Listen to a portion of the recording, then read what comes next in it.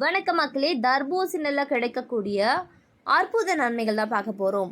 மக்கள் அனைவரும் சுட்டெரிக்கக்கூடிய அந்த கடும் வெயிலால் அவதிப்பட்டு இருப்போம். வழக்கம் போலவே வெயில் காலத்தில் கிடைக்கக்கூடிய பழ வகைகளில் நம்ம எதிர்பார்த்து உண்ணக்கூடிய ஒரு பழம் அப்படின்னா அது தர்பூசணிங்க.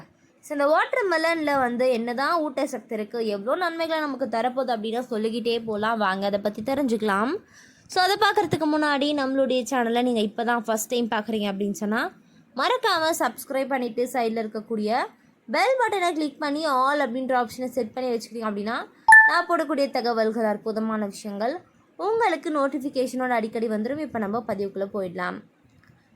ஸோ முதல் விஷயம் என்ன சொல்கிறாங்க அப்படின்னா, தர்பூசணியை கிடைக்கும்போது தயவு செஞ்சு நம்ம வாங்கி சாப்பிட்றணும் அப்படின்னு சொல்கிறாங்க. ஏன்னா தர்பூசணியை காலை உணவின் போது அல்லது காலை உணவிற்கும் மதிய உணவிற்கும் இடைப்பட்ட வேளைகளில் தான் சாப்பிடணும்.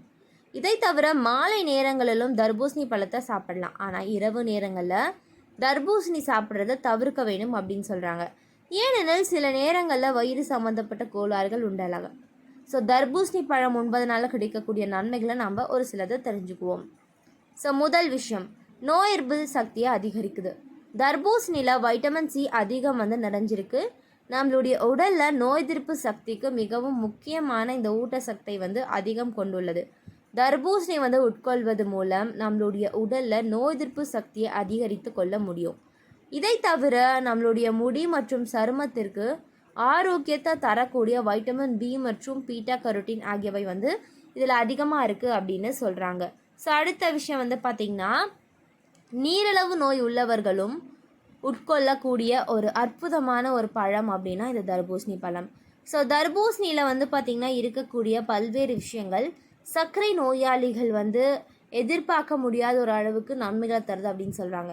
ஏனெனில் அதிக இனிப்பு சுவையும் இருப்பதனால அதிக சர்க்கரை நிறைஞ்சிருக்கு அப்படின்னு அவர்கள் சாப்பிட மாட்டாங்க. ஆனால் உண்மையாலே ஆய்வுகளின் அடிப்படையில் பார்க்கும்போது ஒரு முழு தர்பூசணியில் 6.2 கிராம்லேருந்து அதிகபட்சம் 100 கிராம் வரையிலான சர்க்கரையே நிறைஞ்சிருப்பதாக தெரிய வந்திருக்கு அப்படின்னு சொல்கிறாங்க.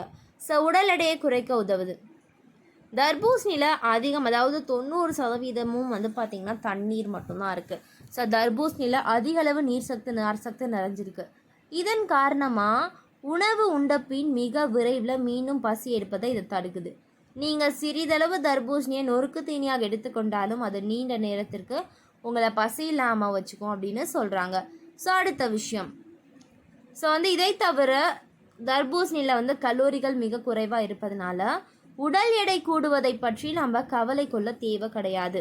அதற்கும் பதிலாக தர்பூசணி உட்கொள்வதனால கிடைக்கக்கூடிய கலோரிகளை விட நமது உடல் அந்த தர்பூசணியை செரிமானம் செய்வதற்கு எடுத்துக்கொள்ளக்கூடிய கலோரிகள் தான் அதிகமாக இருப்பதனால உடல் எடையை குறைக்க உதவும் அப்படின்னு சொல்கிறாங்க. ஸோ இதய ஆரோக்கியத்தை பாதுகாக்குமா? தர்பூசணியில் இருக்கக்கூடிய லைகோஃபின் என்பது நம்மளுடைய இதயத்தின் ஆரோக்கியத்தை மேம்படுத்த உதவுது. இது இரத்த அழுத்தத்தை சரியான அளவில் வைத்து நமது உடலில் உள்ள கொலாஜன் அளவை குறைக்க உதவுது. மேலும் தர்பூசணியில் இருக்கக்கூடிய அமினோ அமிலம் நைட்ரிக் ஆக்சைடை உற்பத்தி செய்து இரத்த அழுத்தம் அதிகரிப்பதை தடுக்கிறது அப்படின்னு சொல்கிறாங்க. ஸோ கண் பார்வை பிரச்சனை இருக்கிறவங்க தர்பூசணியில் காணப்படக்கூடிய அந்த லைகோஃபின் ஆன்டி ஆக்சிடென்ட் தன்மை அதிகமாக நம்மளுடைய அலர்ஜி தன்மைக்கு எதிராக செயல்படுது. இதன் காரணமாக தர்பூசணியை போதுமான அளவு உட்கொள்ளும் போது வயதானவர்களுக்கு உண்டாகக்கூடிய பார்வை குறைபாடு தடுத்துடலாம். இந்த மாதிரி சொல்லிக்கிட்டே போகலாங்க. இது போன்ற நிறைய விஷயங்கள், ஒரு உண்மையான தகவல்கள் நீங்கள் தொடர்ந்து கேட்கணும் பார்க்கணும் அப்படின்னு சொன்னால் நம்மளுடைய சேனலை மறக்காமல் சப்ஸ்கிரைப் பண்ணிவிட்டு சைடில் இருக்கக்கூடிய பெல் பட்டனை கிளிக் பண்ணி ஆல் அப்படின்ற ஆப்ஷனை செட் பண்ணி வச்சுக்கிட்டீங்க அப்படின்னா நான் போடக்கூடிய தகவல்கள், அற்புதமான விஷயங்கள் நீங்கள் தொடர்ந்து பாருங்கள். ஆரோக்கியமாக இருங்க மக்களே. நன்றி, வணக்கம்.